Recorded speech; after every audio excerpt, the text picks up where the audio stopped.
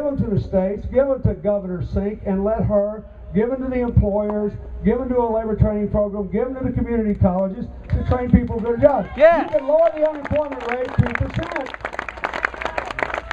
with no new businesses, just to hire the people that they're trying to hire. That's it. What's Mr. Rubio's position? Well, the Republican budgets, there are two of them. They're balanced budget crowd. They have two budgets. One of them raises the debt $1 trillion over the next decade, the other one about $3 trillion, but they both call for more tax cuts for me and a 25% across the board cut in all discretionary spending, including education. Bye-bye 3 million jobs, no training.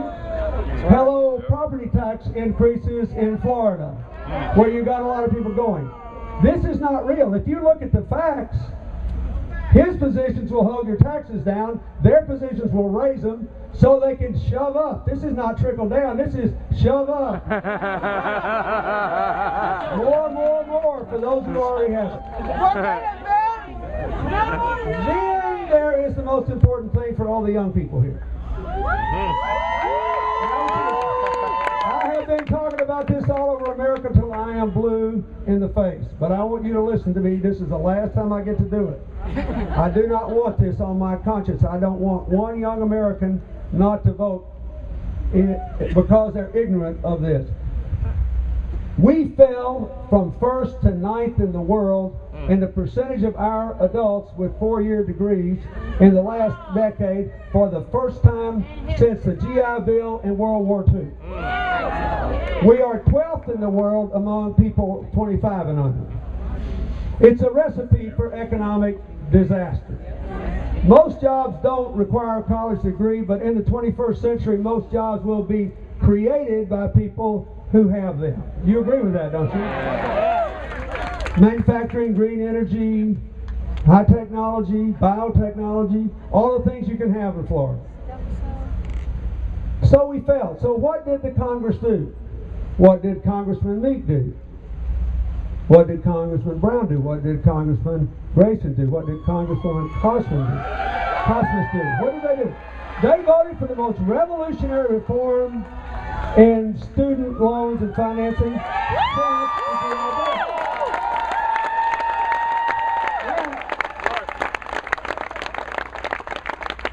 Now here's what happened.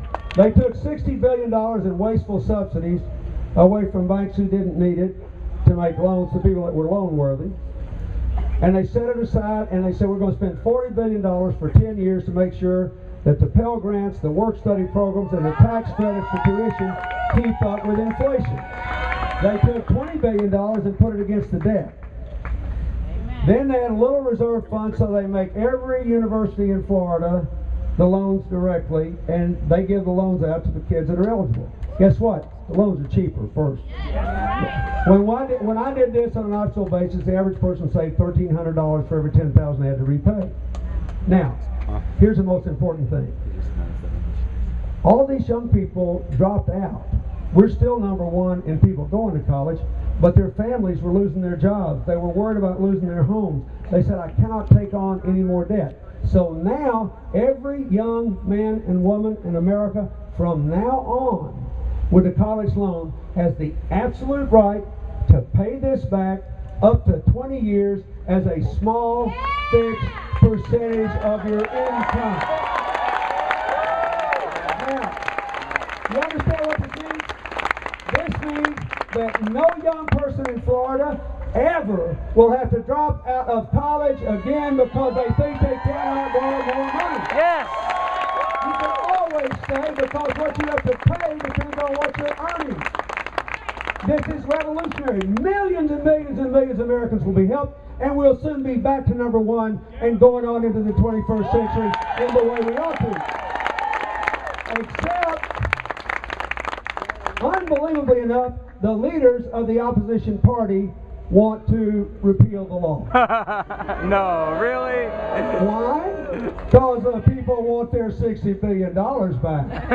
The people running those anonymous ads here against Alex Sink and others, they want their money back. And they don't give a rip if we fall from 12th to 20th to 30th to 50th, if the whole future of the country is compromised, long as they got theirs now. That's what's the matter with this country. If you want to save this program, you better vote for Kendrick Meeks.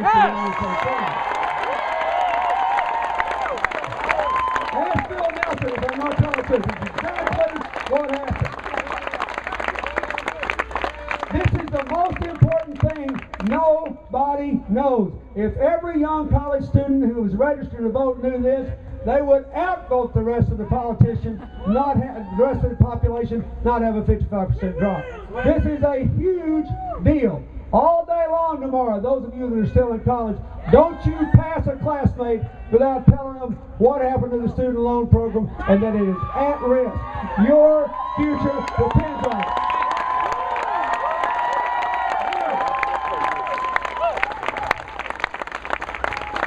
Let's just do one other issue. I don't want to keep you all night. There's one other thing that's really important. So everybody's upset about the bailout, right? And all these Republicans are worried. They're just cussing the bailout. They're saying, we're the new Republican Party. Even though we've burdened this country with more debt than we can barely get out of, we're reformed. We are going to, no more, we're the anti-bailout party. Isn't that what they're saying? Here's another thing nobody knows.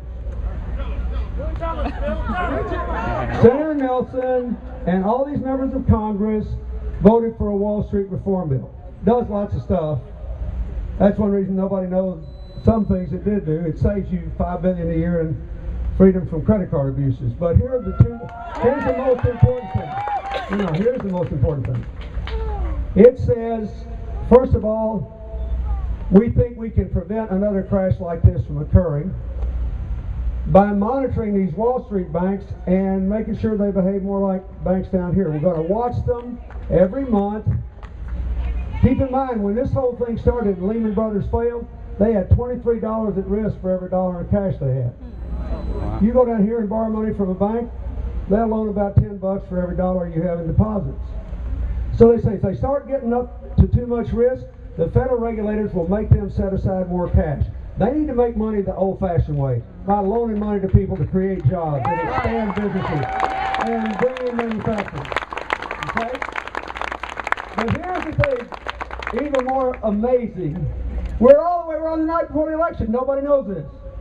There's another provision to that law that says if these clever rascals get around this, and there is ever another crash, this time there will be no bailout. It is not legal. The shareholders and the executives have to eat the losses. No more bailout. Yes! What's the significance of that for this election? Unbelievably, the leaders of the House and Senate and the Republican Party and their agenda say that one of their top priorities is to repeal this because it's meddlesome government. They say, you talk about bait and switch, they say they're against the bailout. They want to repeal a law that bans bailout. Why? Follow the money. That's right. That's right. So, if you feel sick about the bailout and you're in the Tea Party, my advice to you is you better vote for Kendrick Meeks because the other guy is going to make us have more bailout.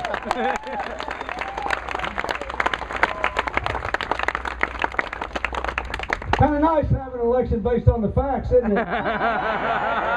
Makes you want to go vote, doesn't it? Makes you want to go ask other people to vote, doesn't it? Yes! Now let's look at the governor's race. I was a governor for 12 years. I know something about that too. When I came down here running for president, my state led the country in job growth. We had one of only 2 states with the pension funds not in trouble. And we were just voted one of the 2 states with the most improved schools. What's the point of this? The governor of Florida will determine the pace and nature of your emergence from this crisis. Whatever. So, you got 2 choices. Alex Sink, you want the one with hair, I agree with that. So look. Alex Sink got to run the biggest bank in Florida the old-fashioned way. She earned it. Can you imagine how hard it was for a woman starting out at the bottom and getting to the top when she did it? But she did it.